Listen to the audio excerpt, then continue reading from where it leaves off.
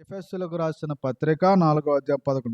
మనమందరం విశ్వాసం విషయములో దేవుని కుమారుని గూర్చిన జ్ఞాన విషయములోను ఏకత్వము పొంది సంపూర్ణ పురుషుల మగు వరకు, అనగా క్రీస్తునకు కలిగిన సంపూర్ణతకు సమానమైన సంపూర్ణత కలవారమగు వరకు ఆయన ఇలాగూ నియమించను. పరిశుద్ధులు సంపూర్ణులగునట్లు క్రీస్తు శరీరము క్షేమాభివృద్ధి చెందుటకు, ఏంటిదంట? క్రీస్తు శరీరము అంటే సంఘము క్షేమాభివృద్ధి చెందుటకును పరిచర్య ధర్మము జరుగుటకును ఆయన కొందరిని అపోస్తులను గాను, కొందరిని ప్రవక్తలను గాను, కొందరిని సువార్తికులుగాను, కొందరిని కాపురులుగాను, ఉపదేశకులుగాను నియమించాను. వీళ్ళందరినీ ఎవరు నియమించారు? ప్రభువు నియమించాడు. ఎందుకు నియమించాడు వీరిని? సంఘము క్షేమాభివృద్ధి చెందే దాని కొరకు వీరిని ఉపయోగించాడు. అలాగే సంఘము క్షేమాభివృద్ధి చెందే దాని కొరకు దేవుడు పరిచర్యలను నానా విధములుగా ఏర్పాటు అనేటువంటిది చేశాడు.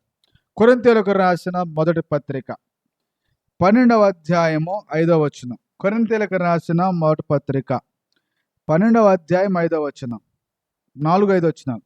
కృపావరములు నానా విధములుగా ఉన్నవి గాని ఆత్మ యొక్కడే, మరియు పరిచర్యలు నానా విధములుగా ఉన్నవి గాని ప్రభువు ఒక్కడే. అంటే వాళ్ళందరినీ నియమించింది ఎవరు? ప్రభువే. వాళ్ళందరికీ పని అప్పగించింది ఎవరు? ప్రభువే. కాబట్టి పరిచర్య అనేటువంటిది చేయాలి. ఎవరు చేయాలి? అందరూ చేయాలి. సంఘం అంతా కూడా పరిచర్య అనేటువంటిది చేయాలి. సంఘములో చేర్చబడిన ప్రతి ఒక్కరూ కూడా పని చేయవలసిన అవసరత అనేటువంటిది ఉంది. పని చేయాలి. ప్రభు రాజ్యం అనేటువంటిది లోకానికి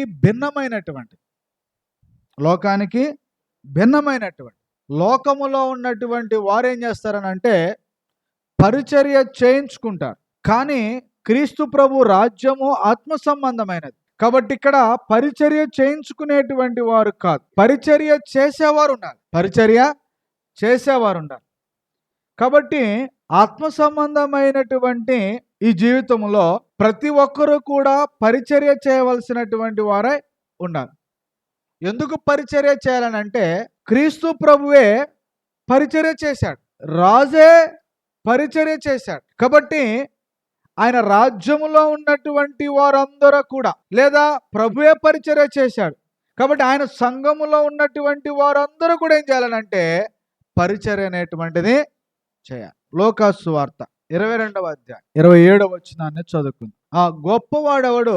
భోజన పంక్తిలో కూర్చుండవాడా, పరిచర్య చేయవాడా? పంక్తిని కూర్చుండువాడే కాదా? అయినను నేను మీ మధ్య పరిచర్య చేయువాని వలె ఉన్నాను.